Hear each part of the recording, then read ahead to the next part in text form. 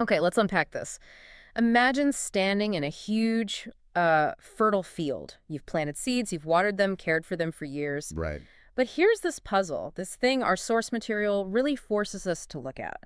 Why do some seeds, given the exact same start, just thrive? They root deep, multiply like crazy, become whole forests. Oh, others just stay small. Exactly.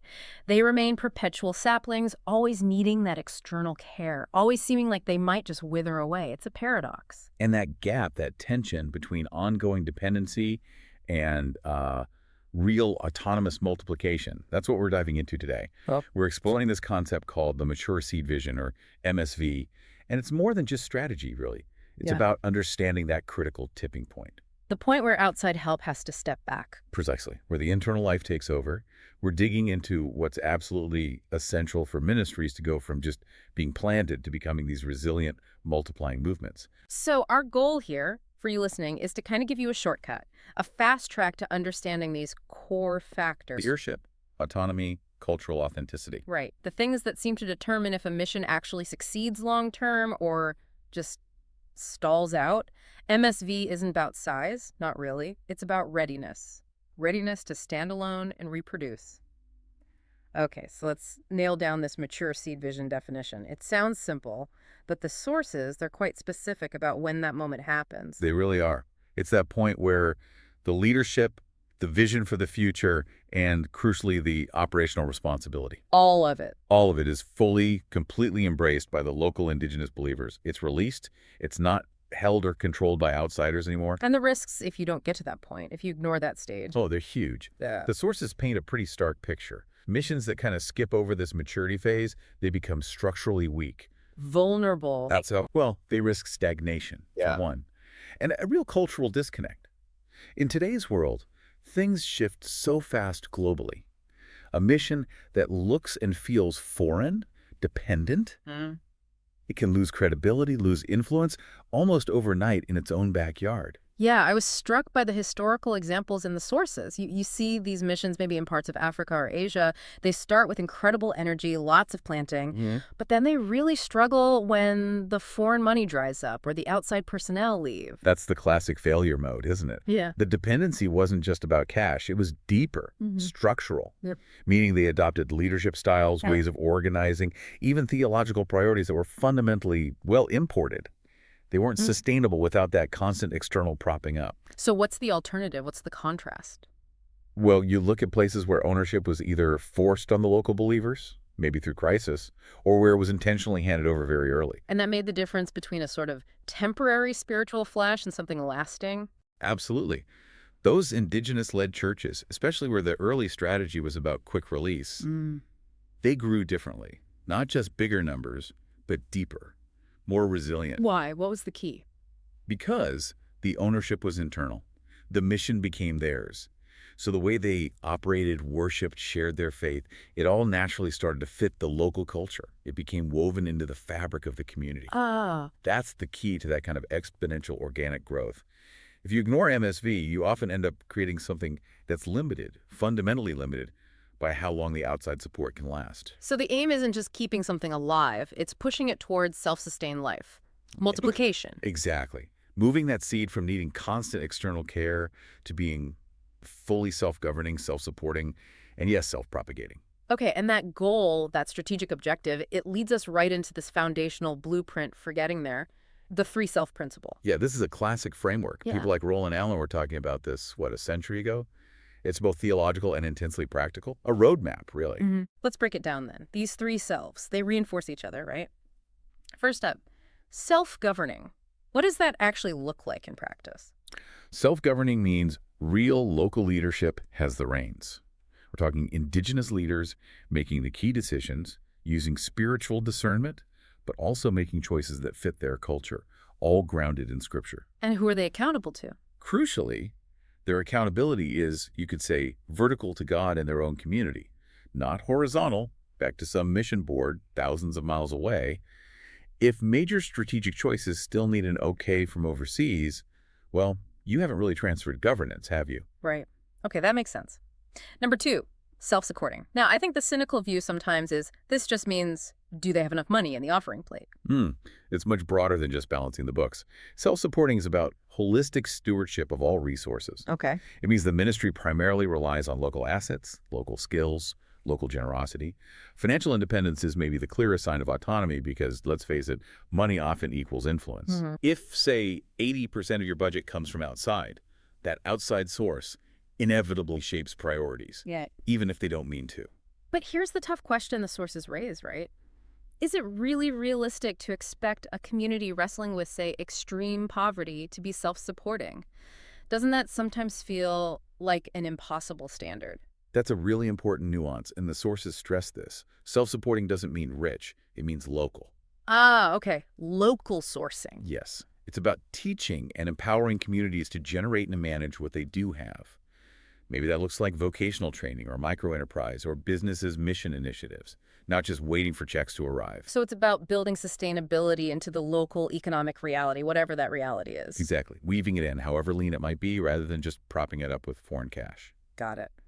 And the third leg of the stool, the ultimate proof of maturity, self-propagating. This is it. This means the ministry naturally reproduces. It's not static.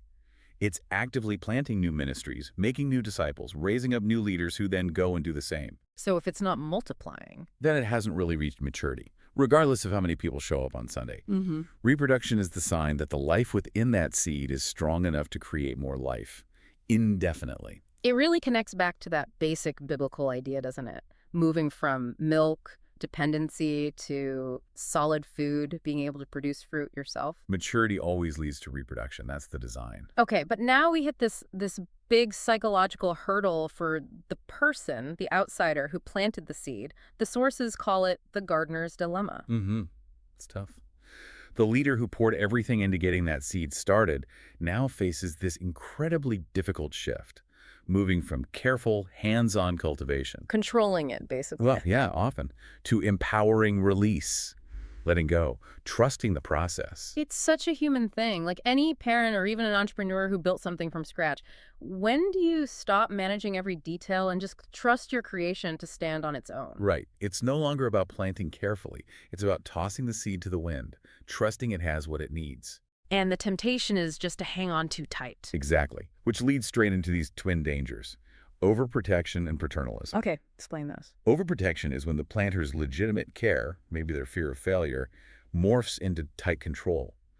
And the problem there is the ministry's growth becomes limited. It can only grow as much as the outsider can manage or fuel. It creates a ceiling. Stagnation. Yes. And paternalism, well, even when it's wrapped in good intentions, maybe philanthropy, it sends this subtle, damaging message. What message? You're not really capable, you can't lead this, you can't fund this without our constant help and oversight. Ouch. And you see the results of that. Oh yeah, the sources detail it. Paternalism often shows up in material ways too. You know, the classic example. Yeah. The mission board buys this big, expensive imported SUV for the local leaders because, quote, it's safer, it's more reliable. But it's a vehicle the local church could never afford to maintain, let alone replace, using local resources. So that one single gift, however well-meaning, instantly creates dependency on foreign parts, foreign mechanics, foreign money. It smothers the local ingenuity right from the start. Completely. It creates this artificial bubble, totally unsustainable long-term. Which is where this idea of catalysis comes in. Sometimes hardship actually forces the maturity that protection prevents. Absolutely. Adversity can be the best, albeit harshest, teacher of autonomy. You saw the problems in colonial missions where dependency was often just baked into the system. They struggled when the outsiders left. But then you look at places like the early China house churches or the Korean revival. Exactly. Necessity became the catalyst. What happened in Korea specifically? What was the catalyst there? Well, during the Japanese occupation, there was intense persecution. Foreign missionaries were kicked out or their work was severely restricted. So the locals were on their own. Pretty much. Believers were forced underground into small groups, prayer houses. They had to become self-governing and self-supporting just to survive, just to keep functioning. And that pressure. That pressure forged incredible resilience. It forced indigenous leadership to rise up. And it led to this exponential, powerful growth that the previous foreign-supported models just hadn't achieved. Because the burden, and also the victory, became entirely local. Necessity forced the seed to grow up fast. So if the goal is to shift from being the careful gardener to being more like a catalyst, unleashing potential, what needs to change practically in strategy and how leaders operate today? And how do we even measure if that release is successful? Well, that intentional release demands a real shift in the role of the outside leader or organization. You have to evolve From what to what? from being the planter, the overseer, the one in charge, to becoming more like a mentor, an expert advisor, a coach maybe. So the focus changes. Completely. It shifts from managing the outputs, counting heads, checking boxes, to equipping the inputs, investing in people, systems, local capacity. Which means we probably have to toss out some of the old ways we measure success. Definitely. We can't just rely on those short-term numbers anymore. Sunday attendance, immediate conversion stats, they don't tell you about maturity or sustainability. Okay, so what should we be measuring? What are the indicators of genuine MSV? We need to measure the health of the reproductive system. So first, leadership development. The key metric isn't just how many local leaders did we hire. What is it then? It's how strong is our pipeline for developing more leaders. Think Paul and Timothy, entrusting the message to faithful people who will be able to teach others also. Are we building systems that identify, train, and release leaders faster than the ministry needs them? That's a sign of health. Okay. And then resource stewardship. If we're trying to move away from funding dependency, what do we look for? The metric has to reflect empowerment. What percentage of the actual operational budget comes from local sources? And that's not just Sunday offerings. Right, you mentioned other things. Yeah, things like income from local businesses they started, maybe vocational training programs, leveraging assets they already have. A healthy MSV ministry is teaching self-reliance, teaching faithful management of what God has provided locally, getting them off the global charity treadmill. Makes sense. And the third area, cultural adaptation. How do you measure if the seed is truly taking root in its own cultural soil? You look for the absence of imported dependency. Is the worship style genuinely local? Do the ways they express faith make sense in their context? So if they're relying heavily on expensive curricula from overseas or musical styles that feel foreign, Or leadership models that just clash with their cultural norms, Mhm. that's probably a sign that it's still structurally dependent. It hasn't fully adapted. The mature seed thrives in its own climate, not just in a greenhouse maintained from outside. yeah, the sources even offer this kind of self-check tool, like a spiritual mirror, they call it. A roadmap. Basically asking, are the top leadership spots held by local believers? What's the actual percentage of local funding? And crucially, is this church actively planting new ministries or churches that are also culturally authentic? That's how you measure life, not just maintenance. So when you pull all these threads together, What's the big picture? The core takeaway? I think it's that the divine design for life is reproduction. It's multiplication. Dependency is meant to be temporary. Exactly. It's a phase. Self-sufficiency, autonomy, multiplication. It's the intended end state for mature faith communities. That's the goal. So true success, biblically speaking, isn't measured by how long you can keep something afloat with outside help. No.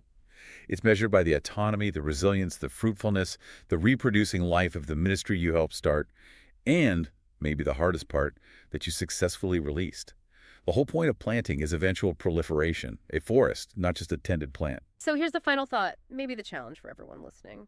If the ultimate goal of all this deep work, all this investment, is actually multiplication rather than just maintenance, how does that fundamental requirement reshape your definition of success? And maybe, more uncomfortably, how does it reshape your willingness to let go today?